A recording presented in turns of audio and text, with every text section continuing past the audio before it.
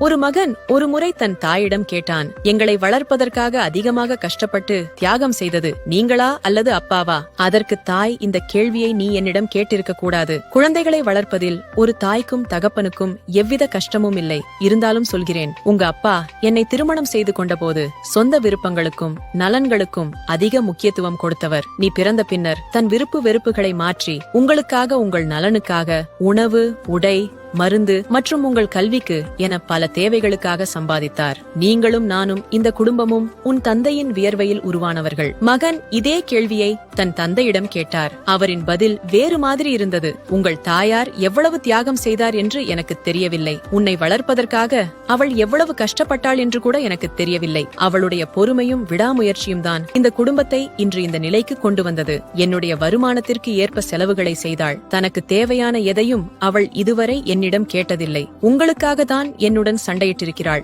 அவளது தியாகத்தை விட நான் ஒன்றும் பெரிதாக செய்யவில்லை என்றார். மகன் தனது சகோதரர்களிடம் சொன்னான், நம்மை விட இந்த உலகில் அதிர்ஷ்டசாலிகள் யாரும் இருக்க முடியாது. தந்தையின் தியாகத்தை புரிந்து கொள்ளும் தாயும், தாயின் தியாகத்தை புரிந்து கொள்ளும் தந்தையும் இருக்கும் ஒவ்வொரு குடும்பமும் சொர்க்கம்தான். பெற்றோர்கள் இருவர் அல்ல, ஒரு கிரீடத்தில் இருக்கும் 2 வைரக்கற்கள். அவர்களை நம்முடனேயே வைத்து அவர்களது ஆயுட்காலம் முழுவதும் காப்போம்.